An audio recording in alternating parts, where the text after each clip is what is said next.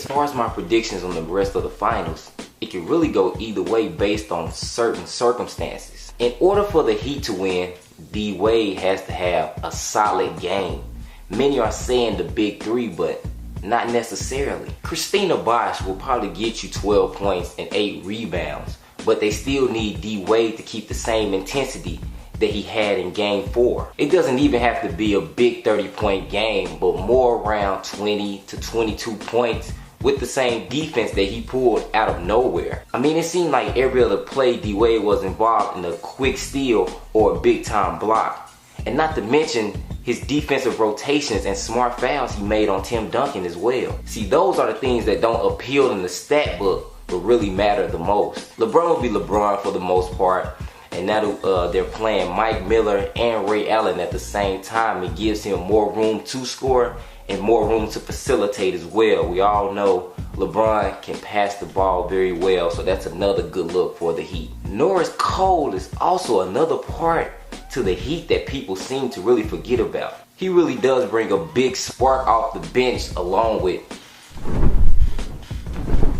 Birdman, of course. Cole is learning what to do offensively. And with this hustle, that's allowing him to play more minutes and help his team on the court with ways that many people won't see. Then we have the Spurs. In order for them to win, you have to have more scoring from other than just Tony Parker. TP had a good first half in game 4, but then disappeared the second half, which is why the Heat really ran away from him. Also, in order for the Spurs to win, they will need their X factors, Gary Neal and Danny Green. Now, I'm not saying at all that they need to have all those threes that they had in game 3, but they will need to have more points and more shots put up combined than they did in game 4. Lastly, Manu Ginobili. I don't know where dude went, but I'm used to the 3-point sniping, crossover killing Manu Ginobili. Speaking of crossovers, did y'all see dude Yo-Yo in game 3, I believe? Yo, Manu Ginobili had to watch the Kick Genius Increasing Your Ball Handling video. I guess he'll be complete once we make the defensive and shooting videos, I guess.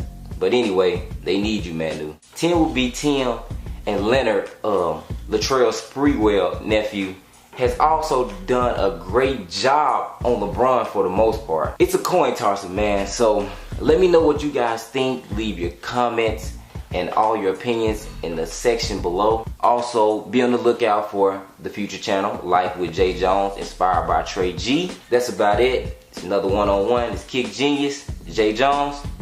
We out.